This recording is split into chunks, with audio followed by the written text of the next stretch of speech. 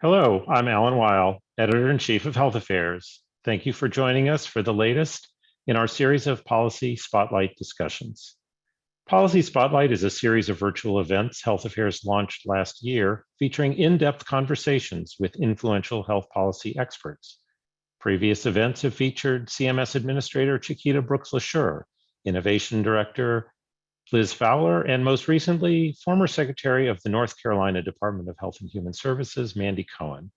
If you missed these or other events, they are all recorded and can be found on our website. If you're watching us live today, you can use the Q&A box in Zoom. I'll do my best to get to your questions. If they are of general interest, short, and submitted early, your odds are better of getting them asked. We are recording today's event and we'll post it on our events page at healthfairs.org within the next few days. Now, our conversation today is focused on Medicare. More than 63 million Americans are covered by Medicare. It accounts for 20% of total national healthcare expenditures. We know it, of course, is a program for people aged 65 and older, but about 14% of the Medicare population is under 65. Parts A and B cover hospital and outpatient services. Part C, which is often in the news, is Medicare Advantage, a growing program that now includes 26 million people, or 42% of all Medicare enrollees. And we had a paper just last summer in Health Affairs showing that much of the expansion of Medicare Advantage was among Black and Hispanic enrollees relative to white enrollees. And Part D, of course, is prescription drugs, another topic always in the news. In today's Policy Spotlight, I'm speaking with Meena Seshamani, Deputy Administrator and Director of the Center for Medicare at CMS, where she's responsible for overseeing Medicare Advantage, Medicare prescription drug programs, and policies for and managing the operations of fee-for-service Medicare. Previously, she was Vice President of Clinical Care Transformation at MedStar Health, where she worked on population health and value-based care initiatives. She cared for patients as an assistant professor of Otolaryngology-Head and neck surgery at the Georgetown University School of Medicine. She was previously director of the Office of Health Reform at the U.S. Department of Health and Human Services and was in the leadership of the Biden-Harris Transition HHS Agency Review Team. Meena, welcome. It's so nice to have you with me on the Policy Spotlight today. It's great to be here with you. Thank you for having me. So we have a lot of ground to cover. You have a tremendous amount of responsibility sitting in your hands. The platform, I think, for the conversation is a forefront piece you wrote for Health Affairs that outlines your overall approach. Your colleagues have also made some similar pieces referencing some similar topics. Maybe you could give us a real quick sense of what the priorities are, but I'm going to focus in on just a couple of them just so that we can go a little deeper. Yeah, absolutely. And again, it really is an honor to be here with you and with all of the viewers and listeners today. And it's an honor to lead Medicare during this pivotal time in our nation's health. As you mentioned, Alan, there are more than 63 million Americans enrolled in Medicare, and it accounts for 1 out of every 5 healthcare dollars. So when you make a change in Medicare, it really wields influence on the healthcare system writ large. And that's an opportunity and a responsibility that I take very seriously. And you alluded to the forefront piece where I laid out the vision for Medicare along with Liz Fowler, Director of the Innovation Center, and the Administrator for CMS, Chiquita Brooks-LaSure. And, in essence, in that piece, we talk about how Medicare really can serve this critical role to advance health equity, expand access to coverage and care, drive high-quality person-centered care, and promote affordability and sustainability of the Medicare program. And, I certainly look forward to getting into, more in depth on those pieces, but ultimately where a lot of this comes from is my experiences that I bring to the table as a doctor who has been taking care of patients, where I see the opportunities that Medicare has to really partner across the entire health system to help garner momentum and drive change in partnership with payers, providers, community-based organizations, and people with Medicare. And, the pandemic has really opened up those opportunities for us that, we all have to work together so that we can really drive towards that common vision. So these are all really critical priorities, but in the interest of time, I am going to focus in a few areas. And just so the listeners know, I'm very interested in what high quality person-centered care looks like in your mind. And of course, the equity agenda, how that is more than just sort of an add-on and becomes integral to your work. Let's start on high quality person-centered care. So hard to imagine anyone against that. And we often, and you've mentioned, the administrator has mentioned this goal of having 100% of Medicare enrollees in something like an accountable system. So I just have to start by asking, what is an accountable system? Is everyone in Medicare Advantage in an accountable system? Is everyone in an ACO in an accountable system? If they're not in one of those two, how do they get in one? What does that mean to you? Yeah, well, one of the things that always struck me when I was in my medical training, taking care of patients during a surgery or during a hospitalization or doing a clinic visit, it's that is what you're doing, taking care of a patient who has a specific diagnostic or procedural code during a specific episode, rather than taking care of a person across all aspects of their lives that impact their health. And so that is what we need to strive for with high quality person-centered care. And one way to drive this is to create more holistic care models where you are caring for people, coordinating services, not just within the four walls of a hospital or office visit, but across the experiences of a person. And that doing so is really key to keeping people healthy. And I think these models actually serve as a very powerful conduit to advancing health equity, to fighting COVID-19. And so it's really something to garner moving forward. You mentioned accountable care organizations. Certainly that is a great example. Our Medicare Shared Savings Program has had high quality metrics over the years and has generated consistent savings for Medicare, approximately $6 billion. And there's more that we can do there. You mentioned about, Medicare Advantage as well. I think that serves a very important part of the overall Medicare program. As you'd mentioned, there's Original Medicare with A and B, there's Medicare Advantage, the Part D program, Medigap, and all of that kind of comes together to create these options for our beneficiaries. And so how do we leverage that so that we can have more holistic models where you are coordinating care, where you are thinking about people as people across the various experiences that impact their health? And so with that, how we hope to address it, like how I think about moving towards this high quality person-centered care is kind of in three general areas: alignment, growth, and equity. And importantly, this kind of work spans not only the Center for Medicare, not only, the Innovation Center, not only the Center for Clinical Standards and Quality, but really all of CMS and all of our partnerships with multi-payer alignment with providers. And so maybe just a little bit on, each of these. So first with alignment is very important. I know as a provider that having multiple models that are all incentivizing different quality measures, that have different ways of structuring payment, it can really cause confusion and make it difficult to actually change how care is provided on the ground.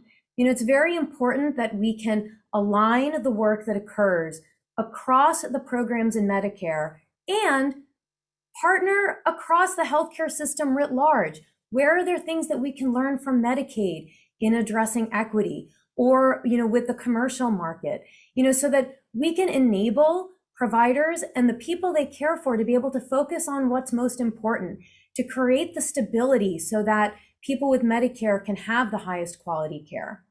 And so to this end, we are working to incorporate lessons learned from Innovation Center models into the Medicare Shared Savings Program. We want to help identify new areas for the Innovation Center to test. And we also want to think about that continuum where we're looking at fee-for-service Medicare and the merit-based incentive payment system, where we can prepare clinicians to participate in more advanced care models, and how all of this plays into aligning with what is happening in Medicare Advantage and innovations that are occurring there in care transformation.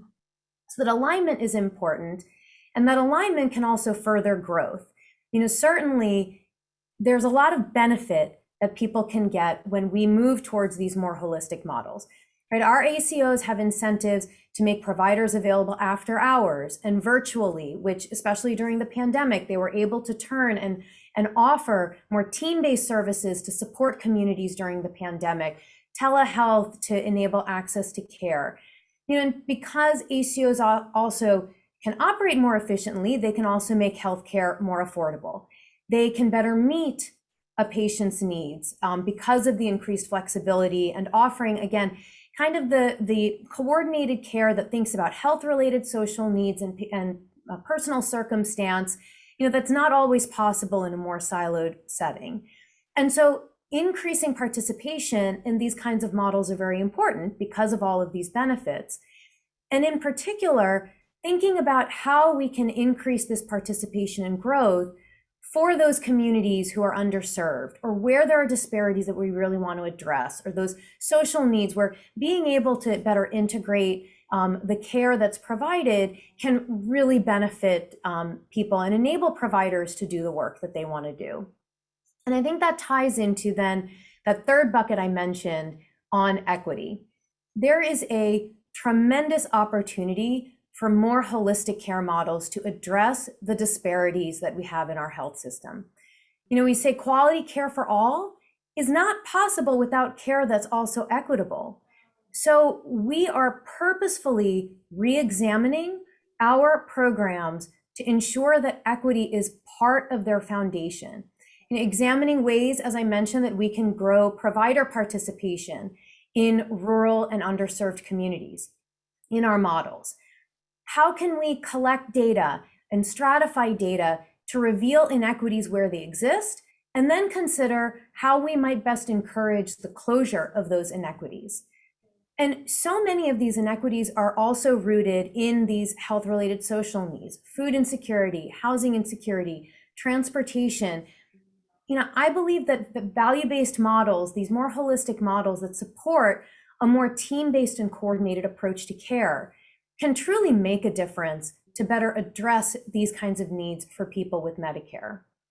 And I think so with alignment, growth, and equity, the last point that I want to make on this is, as we advance all of this work, we have to make sure that the people that we serve are at the center of it, right? As someone who was until last summer seeing patients, in her office, I know how important it is that people actually understand what it is we're trying to do, and that we listen to them as we're designing innovations and models, because that's why we're doing it. And so to that end, we want to do more listening sessions with beneficiaries, with organizations representing people with Medicare and others, so that we can really get that diversity of ideas and on what would improve care experience. And then as we are putting these things into place, really helping people with Medicare, the people who care for them, understand what it is that they can get out of these programs. Okay, you've covered a lot of ground. I'm going to have to go back a few steps to make sure I followed everything and try to go a little deeper in these. So on alignment, you described what sounded to me like clinical alignment. You want to address the full needs of the patient. Does that require full financial alignment? Are we looking at financial risk for all providers in order to achieve clinical alignment, or do you think these can be two separate or at least not identical streams? No, I think alignment goes across the spectrum for these models, both clinical, metrics, thinking about benchmarking, risk adjustment. I think being able to see where there are opportunities to create that momentum and also to reduce confusion, to, enable more people to participate, to reduce kind of the selection that, that can occur, so that we can make sure that we are growing participation in these models, that we are harnessing momentum to drive care transformation on the ground. There is something to be said for the KISS principle, keep it simple, stupid, where, particularly for, to drive change on the ground, being able to have people understand how they can get involved in these kinds of programs, what support they will have, and what the benefits are, and how they can best take advantage of it. I think that's very important for us moving forward. And I say that from the perspective of having led some of these in the past as well. So our history of having people in systems of care, it's kind of mixed, right? I mean, when we had the HMO movement, there was also an HMO backlash. Once a system has clinical responsibility tied to financial responsibility, it can start playing a heavier role in how care is delivered because they're at financial risk. So this sounds, the image you present is sort of a very positive. You worked at MedStar, very systems oriented. A lot of the healthcare system, as you said at the very beginning, is just individual or small groups of clinicians taking care of the patient in front of them. That seems like a big conceptual shift. What's it going to take to get there? Well, I think you raise a very good point, and this actually underlies some of the work that we want to do. How do we best engage people on the ground, and how do we provide, for example, upfront resources, upfront assistance, creating those partnerships so that people are able to, small providers are able to invest, especially in rural areas, to be able to invest in the kind of infrastructure, developing those teams so that they can provide this type of care. And, the other thread that I want to pull from what you said is, having that diversity is important. So, our accountable care organizations, people with Medicare have the choice of the providers that they want to see. Medicare Advantage, they have more provider networks, right? There are differences among the puzzle pieces, if you will, of what comprise the Medicare program, and all of those options are important for beneficiaries. And some of it is, making sure that we are leveraging learnings across these, and that we are making them easier for people to navigate so that they can decide, what works best for them. You mentioned unmet social needs, and there's been, of course, growing attention to that. But those social needs aren't in the benefit package for Medicare. So if you give sort of financial incentives to accountable care organizations, or whatever the future state of that model is, the incentive to perform effectively, but you haven't built in the cost of those social needs, it seems like it could counter your equity agenda, in the sense that those with greater unmet needs or greater unmet social needs might actually be sort of dragging down the outcomes that you're measuring. We saw this with the hospital readmission program, where basically the more social disadvantaged a population of a hospital is, the more likely it is to have a financial penalty associated with readmissions. And it's pretty hard, based on extensive research, to tie that back to measures of quality. How do we sort of acknowledge the need to address these parts that aren't part of the benefit package without just putting a huge financial burden on the systems that are least financially able to take that burden on? Yeah, well, one of the things that I mentioned before that I'd like to come back to is how we look at our quality metrics. So, you gave the example of the hospital readmissions program. And in general, how can we look at our quality metrics in a way that they can advance equity? How should we be thinking about stratifying the data so that you can identify where there are disparities? And then how can you encourage those disparities to be closed through some of our quality and quality improvement programs? I think that is one piece of it.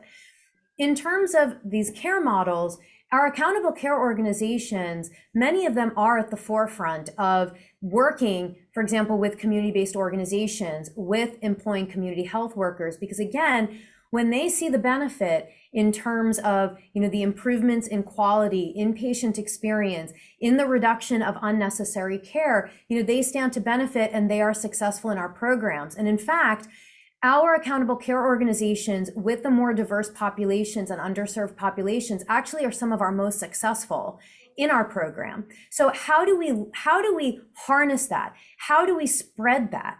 And that's kind of what we're thinking about as we move forward, again, with trying to align programs to encourage growth and to have equity be at the foundation of all that we do with them. So it seems to me you have a very bullish attitude towards accountable care organizations, which is fine. I'm just trying to then figure out what's next, and actually something I have always been curious about, and since I've got you on the other side of the Zoom camera, I'll ask, as you talk about modifying these models and testing and building, you've got CMMI and you've got the Center for Medicare, and of course you have other divisions as well, but who takes the lead on looking at what's the next model to test? And there's been a lot of question about, do we have too many, and maybe is it time to scale back? Where do those decisions get made?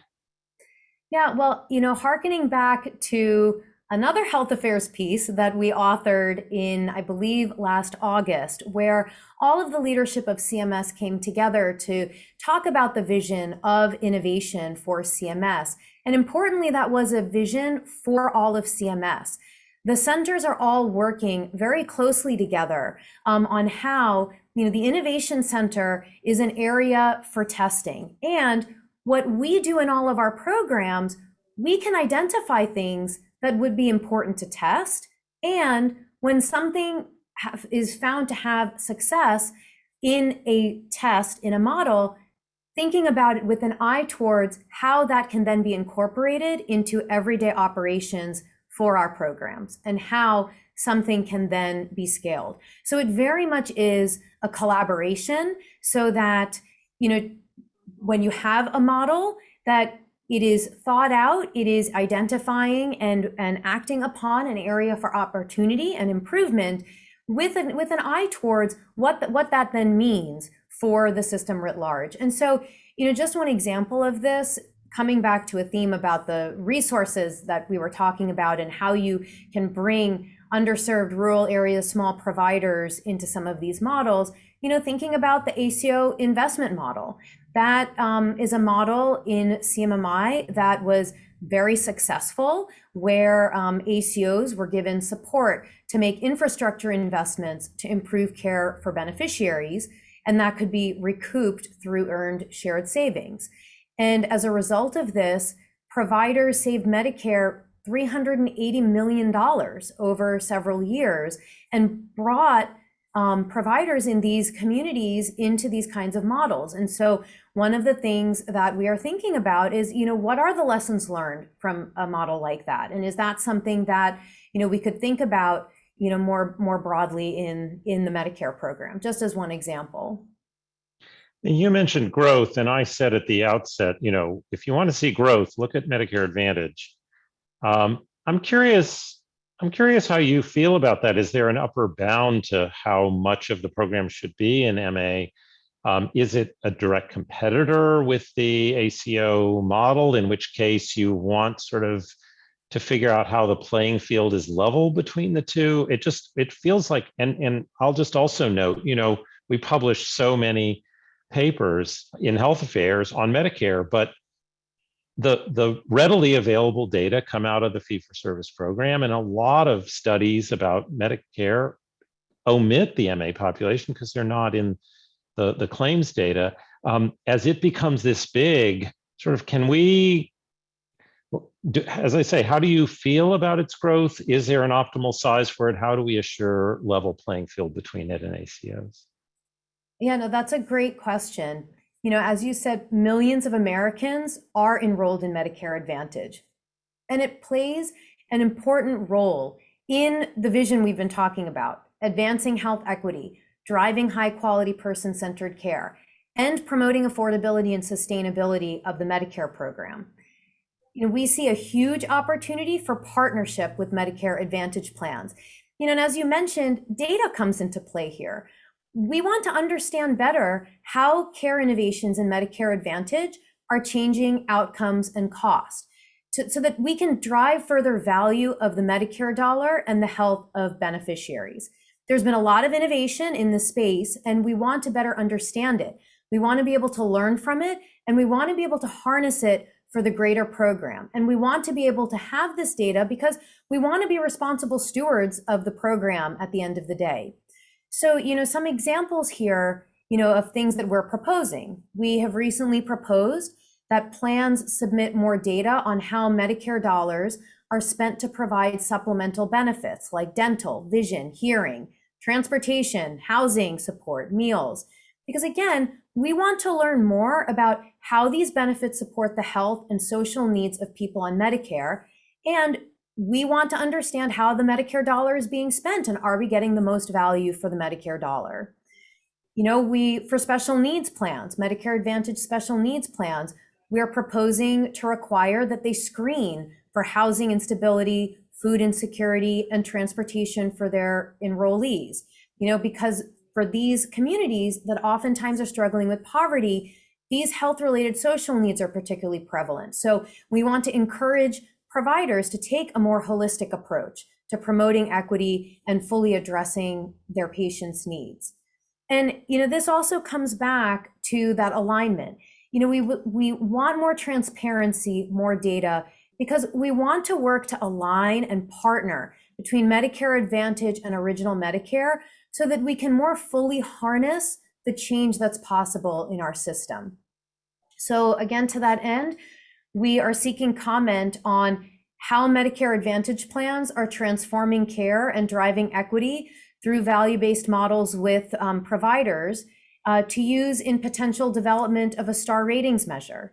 And we are seeking comment on a health equity index for Medicare Advantage. So again, trying to get more information so that we can align and that we can make sure that we are getting the most from the Medicare program.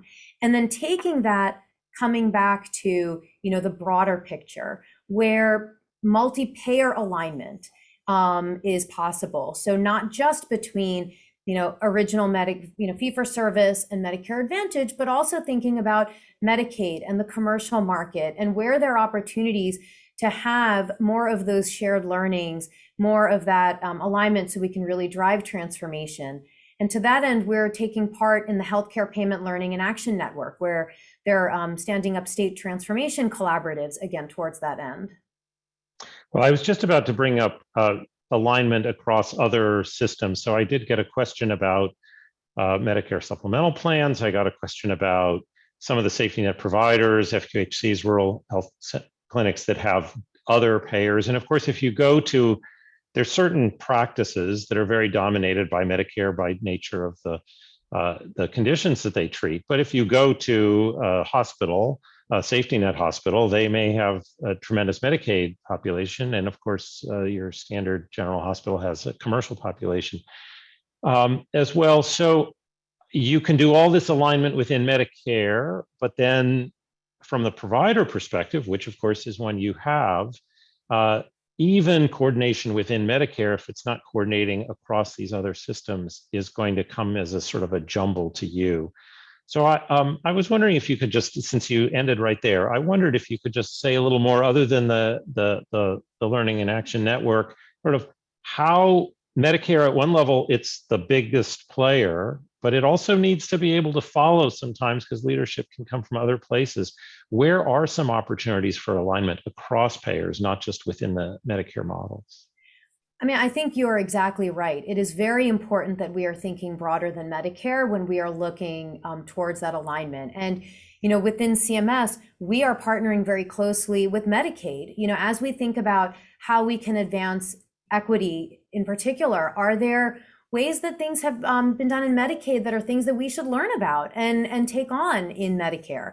And, working closely with our colleagues in Socio on the marketplace and on the commercial side, I think it is very important that we are thinking across all aspects of the healthcare sector. And I would extend that even beyond our traditional way of thinking in healthcare. Where are there opportunities for all of us to partner that then brings in the more community-based organizations, the social services, where we can help to bridge those gaps, facilitate those partnerships on the ground? And that's something where there's a lot of power in numbers and in people doing it together. So, that's where the Healthcare Payment Learning and Action Network, I think, is very powerful. There are other multi-stakeholder organizations as well that are doing work in this regard, that we want to be able to support, learn from, and engage with. So you talk about lessons from Medicaid and sharing.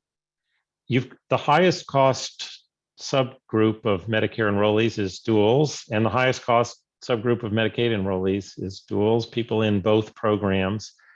Yes, many of them have significant social needs. Many of them have extremely complex medical needs. Again, I hear the language of integration alignment. We've been working on improving care for duals for decades. The programs have different histories, different payment platforms. One's run by the federal government, the other is led by the federal statute, but is run by the states. What could we do to stop just talking about the need for better integration and actually improve care outcomes and efficiency for this very high need group? Yeah, and I work very closely with the Medicare Medicaid Coordination Office as well on the dually eligible population. And so some policies that we are working on, because to your point, this really is an area where we can have incredible impact for an oftentimes vulnerable, frail, disadvantaged population and communities. We recently issued a proposal that takes steps to improve experiences for people who are enrolled in DSNPs, the dually eligible special needs plans. For example, requiring them to maintain and consult with enrollee advisory committees to ensure that the experiences of the dually eligible, the lived experiences, are considered in plan decision-making. I mentioned proposing around a requirement around the health screening for health-related social needs as well. We also want to simplify materials that describe, this grievance and appeals process. Even taking some lessons learned to the Medicare Advantage program writ large to require multi-language inserts and accessibility for language services. So really thinking about how we can improve the experiences of the people that we seek to serve through these programs. And also making sure that people know where support and where these programs exist. So a particular area of focus for us recently has been the Medicare Savings Program. So this is a program, again, this is where it's a Medicare Savings Program, partnership with the states, providing financial support to Medicare beneficiaries who are low income. And only about half of the Medicare enrollees that were eligible were enrolled in this program. So we have spent quite a bit of time in the most recent Medicare open enrollment, improving outreach so that people understand, that this is available to them. And through our recent open enrollment, we were able to increase enrollment in the Medicare Savings Program by 800,000 people. So this is another area where we want to continue to put our effort, put our shoulder to the wheel so that we are meeting people where they are. We are supporting them, particularly in kind of this low income Medicare, Medicaid population. I want to continue on that thread. I've spent all this time on accountable systems, and I just am always interested in what people mean by that. But you just returned to the topic of equity, which is central to your agenda, and I'd like to spend a moment there as well. Equity can't just be sort of a program that you add on. It has to be integral to the approach of everything. It's a question you need to ask about everything. And similarly, we talk about equality and agenda and an equity agenda, but when the Institute of Medicine defined quality, one of the dimensions was equity. We just sort of seem to have not given that quite as much attention as some of the other elements. But when you think about what it really means to integrate the goal of equity into policymaking, can you give me, you just gave the example of signing people up for the Medicare savings program. Can you give me some other examples of where equity really has a practical effect on policy in addition to sort of being this North Star? Yes, absolutely. So to start with, for Medicare and for CMS more broadly, what do we mean when we say health equity? That's always, I think, a good place to start.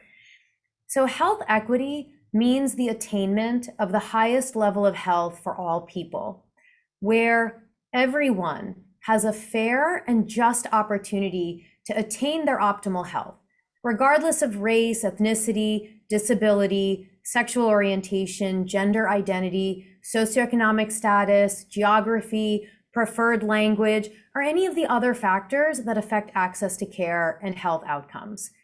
And, it comes back to something you said, Alan, about looking at everything we do through the lens of health equity.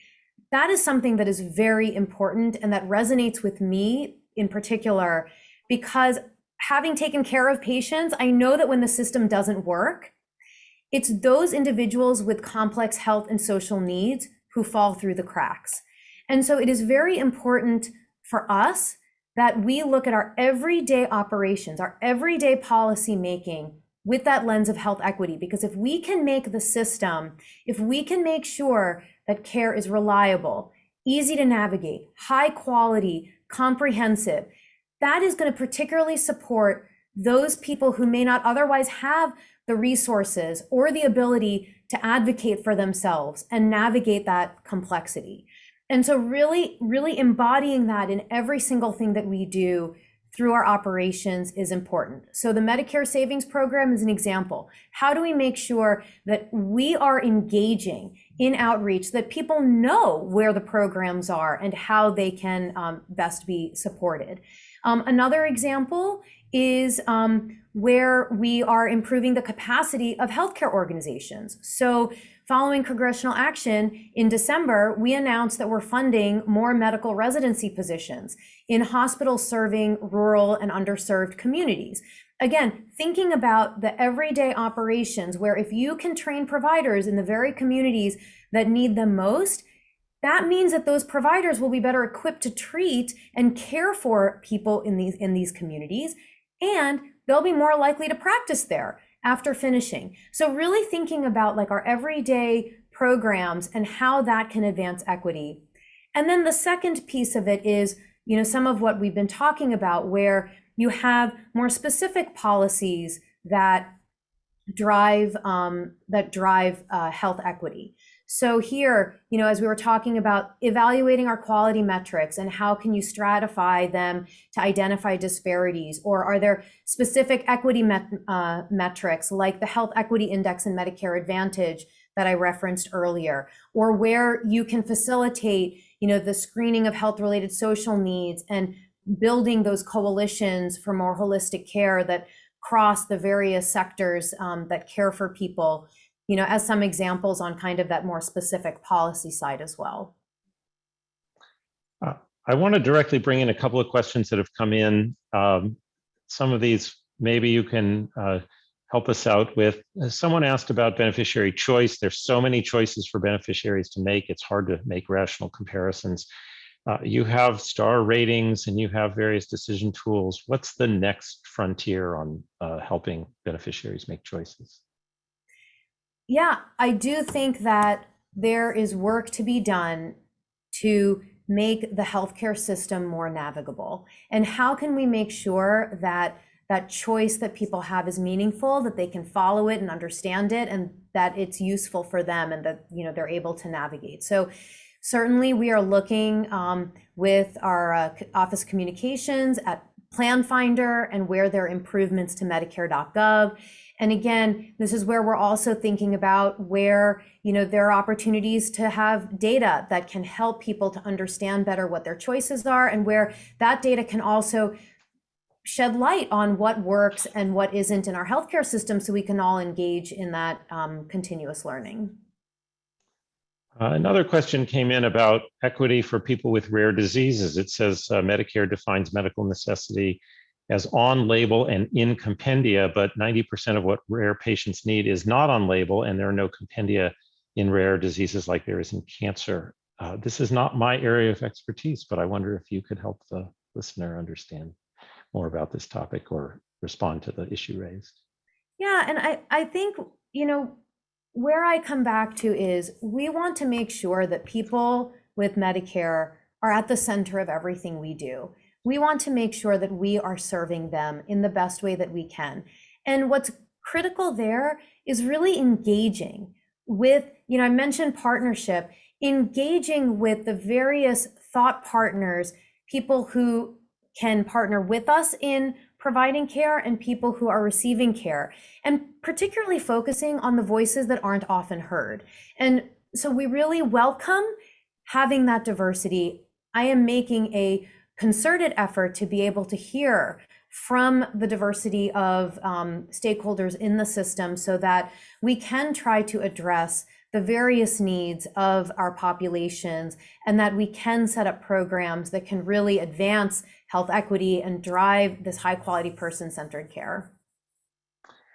I want to make sure we have some time to talk about one of the unique aspects of your tenure in this job. You're a physician. It's a position that has not been held by a physician for quite a while. And you also, of course, because your tenure is still relatively new, you have been on both sides with COVID. You've been out in practice, and then you came into this position, of course, while COVID is still a very active issue. I want to broaden out about your experience and reflections as a physician, but let's stick with COVID for a minute. What did you learn from practice? What are you bringing in? What has Medicare learned? What opportunities for improvement has it created, and what introspection do we need to do around the role Medicare played, given the tremendous burden that COVID had on particularly the Medicare population? Yeah, so I will start telling a little story. So my first day as the director for the Center for Medicare, after I finished my orientation, employee orientation, et cetera, I had an all-staff meeting to introduce myself to the team. And the first thing I did was thank them. I thanked them for all the work that they had been doing during the course of the pandemic, where having led the COVID-19 response for the DC area as part of the leadership of MedStar Health, I experienced firsthand on the provider side the waivers that Medicare put in place, the assistance, technical assistance that was sent on, how we can best improve hospital capacity, how we can address the needs of now switching over to telehealth. It was incredible. And the partnership was what, in part enabled us to get through that initial surge and then subsequent surges. And I think there are huge lessons there for all of us. Undoubtedly, the pandemic has transformed the way that we think about health, the way that we think about healthcare and delivery, and those are things that we have to leverage moving forward. Just coming back to the theme of equity, Alan, that you were talking about before, where those of us in healthcare, right, we knew about the disparities in our healthcare system and the different impact that created on the health of people living in our country. That was laid bare during the pandemic, where certain communities really suffered disproportionately with COVID-19. And it made concepts and terms like health disparities and health equity everyday words that now we can generate momentum off of to really address some of these issues. Or as another example, all of the innovations that have occurred in healthcare delivery. I mean, as a physician, I had to switch over to telehealth to see my patients so that we could continue with access to care for them, when we were all in lockdown and, practicing social distancing. I led care transformation initiatives where, we leveraged our community health workers and our care managers and our chaplains to be able to reach out to our communities, to support them as they were trying to stay healthy during the pandemic, to help them with navigating, the incredibly stressful time that we were all in, helping them with food insecurity, helping them with their housing situations, to make sure that people were able to, stay healthy, get healthy during the pandemic. These are all aspects that I think are foundational to the vision for Medicare moving forward, where we can learn and harness to, again, advance health equity, to drive that high quality care, to make sure that there's access for people to have care. And so I see tremendous opportunity, and it comes back to that partnership that led me to thank the team the first day that I started working with them. I heard people say after we were hit with COVID that one of the things we learned is the things we always thought were impossible, we actually can do. I gave an excuse and a need to just eliminate barriers that had been in the way in so many places. And that's often in reference to telehealth, but it could certainly be applied elsewhere. Again, having been sort of on both sides of the delivering and rule setting, are there other places that you think, wow, when I was working as a clinician, when I was working in a health system, this is the kind of care I wanted to provide that was best for my patients. This is the barrier that is preventing me from doing it. You're now in a position maybe to help remove some of those barriers. Does anything come to mind when I ask you about that? I think, yeah, one example actually was in that health affairs forefront piece that you mentioned at the beginning. The power of that team-based care and thinking about people as people beyond just when they come into that individual clinic visit. I led community health in my prior leadership role in the health system. And just one example where there was a woman with chronic obstructive pulmonary disease who kept getting readmitted to the hospital. And we assigned a community health worker to go to her house. And it turned out that she kept losing electricity, so her nebulizer wasn't working. And so that's why she kept getting readmitted. So the community health worker identified the issue, enabled her to maintain her utilities, and she stopped getting readmitted to the hospital. There are so many examples like this where, it comes back to what we spoke about in the beginning about where there's power in these holistic care models and in fostering these partnerships so that you can really address all of the various aspects of a person's life that impacts health. And I think that's a critical piece. The other example I would give, so I speak Spanish fluently. I'm fortunate to have that connection with my patients. And that also really brought home to me just how important it is that we provide services that are culturally and linguistically accessible and sensitive for their needs.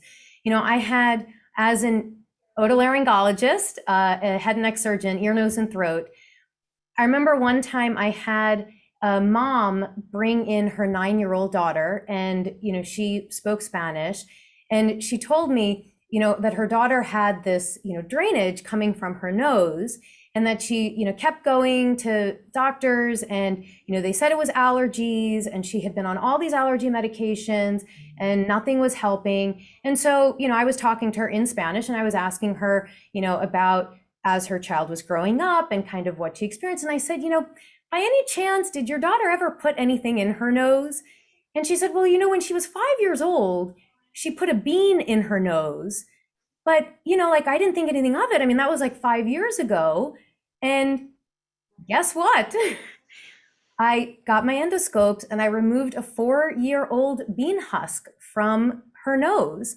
And her mom started crying and thanked me and said, thank you for speaking my language and for asking me these questions. And her daughter was fine after that and was able to get on with her life. I mean, I think there are so many examples where really being able to engage with people, to meet them where they are, is what can really enable us to touch people's lives and advance health in our country. So it's a great story, and thank you also for correcting my garbled pronunciation. You can tell I'm an editor of the written word, not the spoken word, and I'm certainly not a clinician.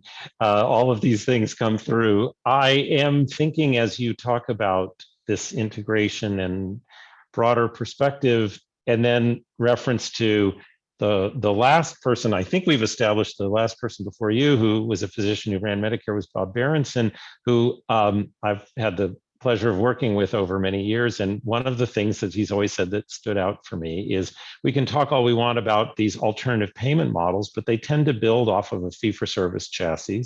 And in that fee-for-service chassis, primary care is undervalued and underpaid. And so if you use that as your baseline and everything builds from there, you're just building that into the system. And if we want to have a more holistic patient-centered system, like most of the rest of the world, we need to expand our conception of primary care, which probably means we also need to pay for it better. So I wonder just what the role of some of the specific payment policies are, as opposed to just the broader themes of integration coordination. Yeah, well, I can give you a specific example. I mean, in our pillar on fiscal stewardship and sustainability, payment accuracy is very important. And as you know, some of you may have seen recently in our physician fee schedule, we updated our clinical labor data. So, payments are determined in part based on practice expense, and we use data to determine what practice expenses are. And clinical labor, so medical assistants, nurses, et cetera, we were using data from 2002. And so being able to update that data to be more recent, to be able to more accurately reflect for payments was important. And that disproportionately impacts those specialties that have more in the way of clinical labor. So primary care, behavioral health, geriatrics, palliative care. And so, being able to have that payment accuracy is just one lever that is very important for us, not just for the conversation about primary care, but in general, as we think about how do we move forward to make sure that we are getting the most out of the Medicare dollar to really support the care that we want on the ground. Well, as we come to the end of our hour, I have a question that I always ask, which has to do with sort of your career path and the choices you've made along the way. I'm often struck that, and this is my own experience, I run into clinicians, physicians in particular, who are either totally focused on clinical practice and that's the life they've chosen, or they've gotten the policy bug. Something has happened, some experience in their life that's made them realize that if they want to achieve what they set out to do, they have to sort of go outside of their clinical practice, and that just opens up this whole door of interest in topics that weren't part of their medical training. So I would love to hear a little bit about, since you've clearly come over onto the policy side, I'd be interested to know if that is your story, if there is some event or sequence of events that drew you into the policy side of this, and how you would guide a young physician to be able to potentially follow in your footsteps if this is the kind of work that interests them. Yeah, well, I would say first and foremost, I will quote the chair of the general surgery department, my first day of surgical internship, who said, "If you love what you do, you'll never go to work a day in your life." And that honestly has been what has always guided me. I mean, I feel very strongly about finding something that you are interested in, that you believe in, that can really make a difference for the communities around you and really giving back. And whether that is clinical practice or working on the policy side or a combination, because I think my career path very much has been a combination. I have gotten inspiration from the hugs that I've gotten from my patients, some of whom were very upset that I was leaving their practice and that they weren't going to see me anymore as of last July. I also have had tremendous inspiration and from being able to bring health insurance coverage to millions of Americans through the Affordable Care Act or the work that I'm doing now. So I really think that like common theme and thread is just really being able to have an impact on people. And that's why in the role that I'm in now, I say over and over and over, it's all about the people that we serve and making sure that they're at the center of what we do.